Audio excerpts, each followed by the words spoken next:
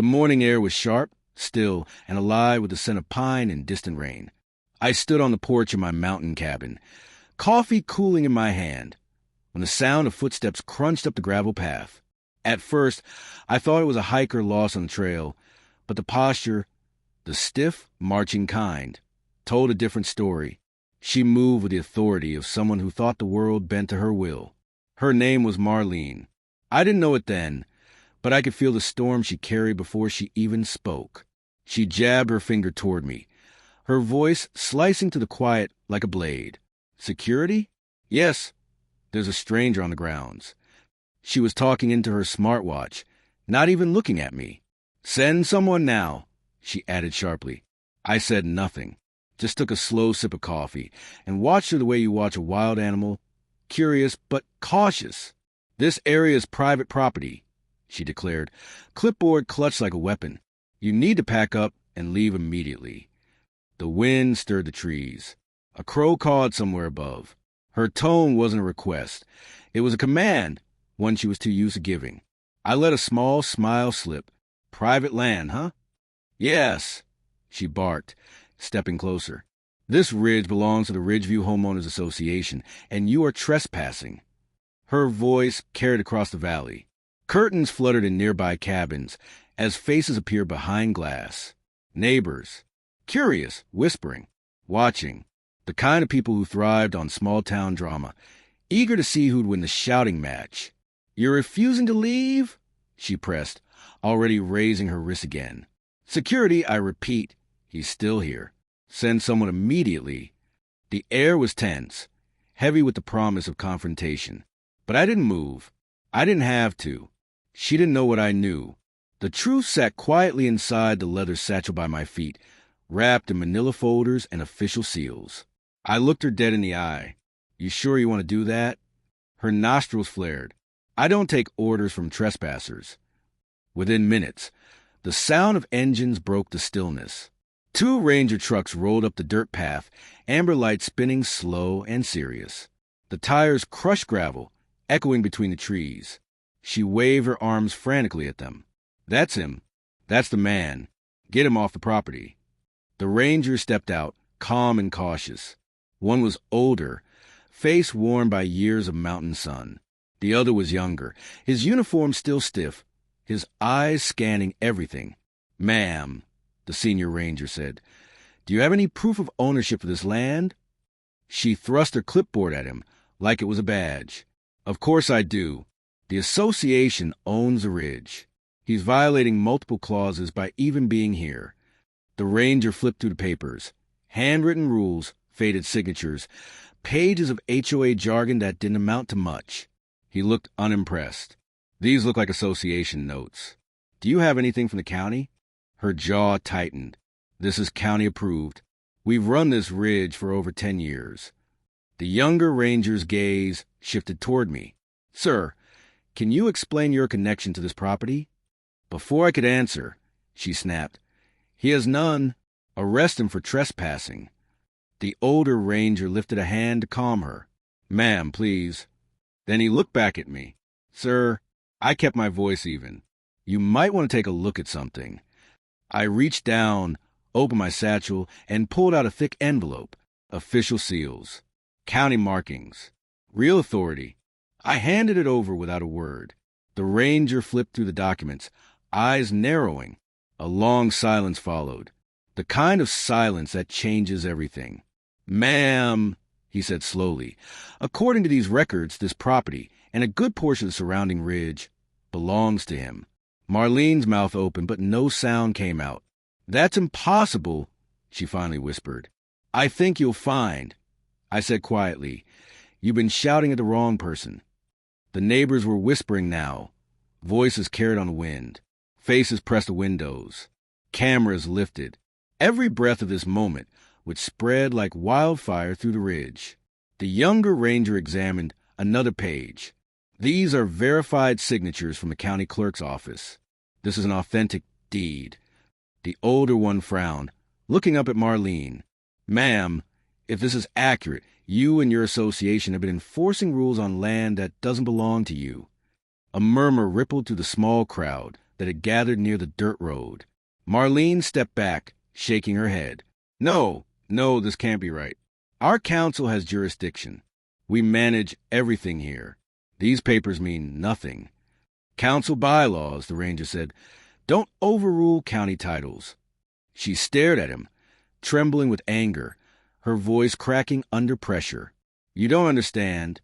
I've been running this place for years. Without me, this ridge would be chaos.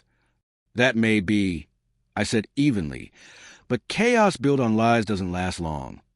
She spun toward me, face red, veins visible along her neck. You think you can just show up with some papers and take over everything I built? I'm not taking anything, I said. I'm just reclaiming what's already mine. She laughed, but it was hollow. Yours? You expect anyone to believe that. I pulled out my phone and opened the official digital deed, the county registrar's seal, glowing on the screen. I turned it so everyone could see. Believe it! Gasps rolled through the crowd. The younger ranger's radio crackled. A voice confirming ownership. Verified title under his name. Full rights across all listed parcels.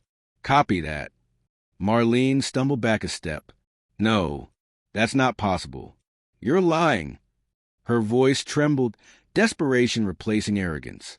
He forged it. He had to. The senior ranger didn't even look up. It's county verified, ma'am. There's no mistake. The people began whispering louder now. Anger brewing, confusion twisting into disbelief. If he owns the land, one man said, then where's all the money we paid her been going? She charged me $2,000 for a so-called maintenance fee. Another shouted. Said it was required by the HOA. She fined me for parking my truck wrong, a woman added, tears of rage in her eyes. The truth was unraveling faster than even I expected. Marlene's face went pale. Don't listen to him, she shouted, voice cracking. I kept this place safe. Without me, this community would fall apart. Safe? I asked softly. You mean the kind of safety that comes with threats and fake fines? The crowd murmured again, heavier this time. The illusion of her control was dissolving in real time. Actually, I said, raising my voice so all could hear, this isn't just about a single property. My grandfather bought these forests before any of you ever built your homes here. Every cabin, every trail, every so-called rule you've been following was built on land that's been in my family for generations. The ranger nodded, verifying another document. These deeds go back decades. County sealed, all legitimate. The younger ranger turned to Marlene, his tone firmer now. Ma'am, if that's true, you've been collecting fees under false authority. That's a criminal matter. Marlene froze. Her mouth twitched. The clipboard slipped slightly from her grasp. You're lying, she said again, but even she didn't sound convinced anymore. I didn't know. I didn't mean to. The crowd closed in a little. Cameras recorded every trembling breath. You took $6,000 from us for that fake fence permit, someone shouted. Another voice rose from the back. You threatened to evict my family if we didn't pay your dues. Her hands shook as she tried to hold onto her clipboard, the last piece of power she had left. You don't get it, she screamed, turning toward the rangers. I was just doing what I was told. The older ranger stepped closer. Told? By who? She swallowed hard, eyes darting away. You wouldn't understand, she whispered. We'll need you to come with us, the ranger said gently. Marlene's head snapped toward him. You can't arrest me. I run this place. He's a drifter, a fraud. But her words were drowned out by the growing noise of the crowd. Anger. Betrayal. The younger ranger's expression was grim. Ma'am, you're being detained for questioning regarding misrepresentation and possible fraud. Her scream tore through the still air as the cuffs clicked around her wrists. You'll pay for this. She spat at me, venom dripping from every syllable. I stepped down from the porch, looking her straight in the eyes. No, Marlene, the only thing I'll pay for is peace. Something you stole from everyone here. Applause broke out. Cameras flashed. The same people who'd once cowered under her rules were now cheering her downfall. But even in victory, I felt something colder moving beneath the surface. The younger ranger lingered near me as they guided her toward the truck. "Sir," he said quietly, if she was following orders, this might go higher than her. I nodded, eyes fixed on her as she struggled against the cuffs. "We'll find out soon enough." The air was thick with tension as she was pushed into back seat. She twisted around, eyes wild, a strange grin spreading across her face. "You think it's over?" she hissed. "You think I built this whole thing alone?" I frowned. "What are you saying?" Her laugh was soft and broken, but her words cut deep. You'll see how deep it goes." The ranger shut the door before she could say more. The truck started, rumbling down the gravel path, its taillights vanishing into the trees.